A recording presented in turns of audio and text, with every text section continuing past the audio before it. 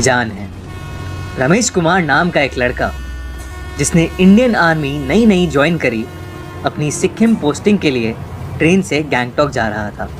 उसने देखा कि ट्रेन की सीट के पास आकर बहुत सारे जवान उस सीट पर हाथ पैर जोड़कर जा रहे थे। वो सीट एकदम खाली थी और सीट के नीचे दो बड़े बड़े बक्से पड़े हुए। रमेश को कुछ समझ नहीं आया तो वो अपनी आंखें बंद करके सो गया। देर रात में उसकी आंख खुली तो अंधेरे में उसे आर्मी की यूनिफॉर्म पहने बैठा एक लड़का दिखा जो उसी खाली सीट पर बैठा था और रमेश को एक मुस्कान के साथ देख रहा था। उसे देखते ही रमेश थोड़ा घबरा गया और उठ के बैठ गया। रमेश ने जब उस लड़के से पूछा कि क्या वो सीट उसकी है, तो उस लड़के ने आंखों के इशारे से हाँ कहा। तब रमेश ने पूछा कि वो लड़का कौन है और लोग उसकी सीट पर आकर हाथ क्यों जोड़ रहे थे। इस बात पर उस लड़के ने कोई जवाब नहीं दिया। रमेश ने फिर पूछा, पर फिर वो लड़का एक मुस्कान लिए उसे देखता रहा। रमेश उस लड़के को पागल बोलकर लेट गया, पर जब उसने वापस उस सीट पर नजर घुमाई तो वहां कोई नहीं था। रमेश को यह सब बहुत अजीब लग रहा था। सारी रात वो उस लड़के के बारे में सोच सोच कर सो नहीं पाया और उसकी खाली सीट को घूरता रहा। सुबह हुई और जब स्टेशन आया तो कुछ आर्मी ऑफिशियल्स उस लड़के की सीट के नीचे रखे दो बक्से लेने आए।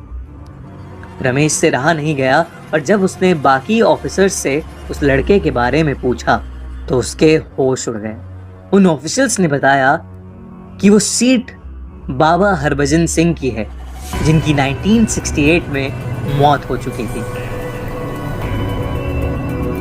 हरभजन सिंह ने 1966 में आर्मी ज्वाइन करी थी और 2 साल बाद ही उनकी पानी में डूबकर मौत हो गई थी।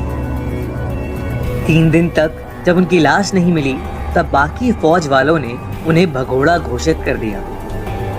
और एक रात वो अपने दोस्त के एक सपने में आए और उनका शव कहाँ मिलेगा वो बताया। जब आर्मी ने सर्च किया तो उनका शव उसी एग्जैक्ट जगह से मिला। तब से लेकर आज तक हरभजन सिंह फौजियों के सपनों में आकर उन्हें दुश्मन के प्लान्स के बारे में पहले से ही बता देते हैं। इस तरह वो इंडो चाइना बॉर्डर पर 40 साल से इंडिया की रक्षा करते आए हैं। कहते हैं रात में पहरा कर रहे फौजियों की अगर आंख लग जाती है तो वो उनको चाटा मारकर सतर्क भी करते हैं। इतना ही नहीं, इंडियन आर्मी भी इस बात को मानती है कि उनकी आत्मा अभी भी बॉर्डर पर ड्यूटी कर रही है और उनको कैप्टन का दर्जा और बाबा की उपाधि भी दी गई है। उनके नाम का एक मंदिर भी बनाया गया है जहां उनका एक कमरा है। हर रोज उनका बिस्तर बिछता है और उनकी यूनिफॉर्म और जूते वहां रखे जाते हैं। हर बार जब उनके कमरे की सफाई होती है तब बिस्तर पर सिलवटें और उनके जूतों में कीचड़ पाई जाती है। और तो और उन्हें हर साल घर जाने के लिए 2 महीने की छुट्टी भी दी जाती है और उनका सारा सामान उनके गांव भेजा जाता है। और उस समय सिक्किम के जवान हाई अलर्ट पर होते हैं। ये सब कुछ सुनकर रमेश दंग रह गया और अपने बंकर पहुंचते ही वो सबसे पहले बाबा हरभजन सिंह के मंदिर गया, जहां वो ट्रेन में हरभजन के साथ हुई उस मुलाकात के बारे में सोचने लगा। सोचते सोचते एक बार फिर हरभजन सिंह की छवि उसके सामने आई।